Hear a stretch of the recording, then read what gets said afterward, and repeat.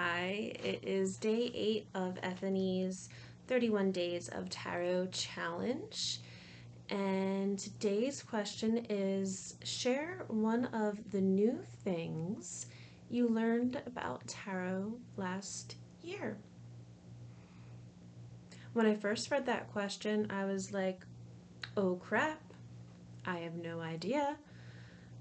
Because most of the other days, something would almost immediately pop into my mind, like, what was your stalker card? Ooh, the Ten of Wands, for example.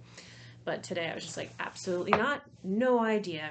And it was also funny because I was listening to NCT 127's Kick It, and there's a line in the song, like, let me introduce you to some new things, and they say new things repeatedly throughout the song. So I was just like, this is a little funny at the moment, and I can't even think of the new thing that I learned.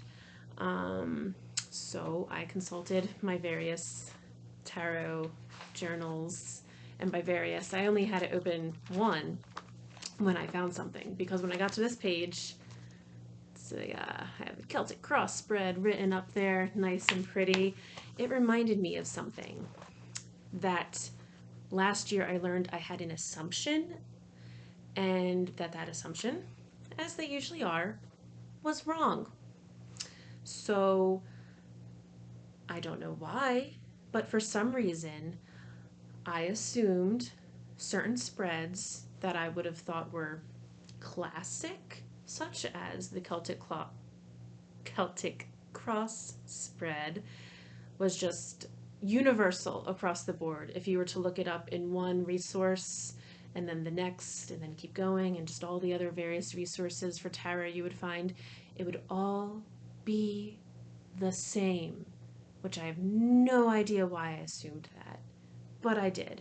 And this is just for the Celtic cross spread. I really don't recall if there was anything else that I assumed like that, but I found out it was not the same when I was talking to one of my friends on the phone about, I had just done one for something and I was probably struggling. I'm not really sure. I don't recall, because it wasn't this one that I found. So it would have been a different one.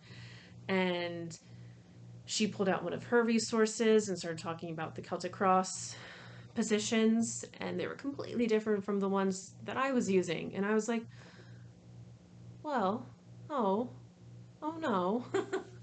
I mean, I still based the reading off of what I had, but then that just like kind of like blew that assumption that the Celtic cross was just the same across the board out the window. And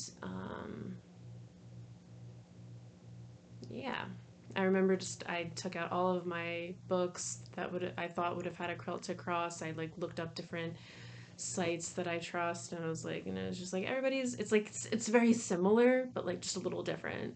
So I mean, I know it's, for me, if I do a reading, it's all about the intention behind it. So if I read based off of a spread, then that's the intention. So like it is what it is. I don't know why I had the assumption that something such as the Celtic cross is just the same across the board. I feel like I've been saying a lot of the same words throughout this, but yeah, so that's what I learned. Basically learned just that, again, assumptions. You know what they say about assumptions or assuming. I don't think I have to say it.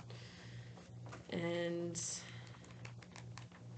yeah, that's all I have for today. So I will, oh, I forgot. I'm sitting in front of my desk. So you can actually see right behind me, right here, that's where all of my oracle and tarot cards live. So that's their little home where they stay. Yeah. I switch them around every so often just to get like different vibes and whatnot, but that's their current setup. And I'll also, there's some cards that are just like out, like there's a card there, there's a card there, there's a card there, there's a card there. Those are things that I pulled earlier in the morning, and I'll just keep them up throughout the day as a reminder, sometimes longer. It depends on when I do another reading, sometimes with the same deck, or if I just feel like the energy I've received what I needed from it, and then I'll put it away. So yeah. Ooh. That's all I got. Until tomorrow. Love y'all. Bye. That was, there we go. That was like barely a peace sign. It was like a quote sign.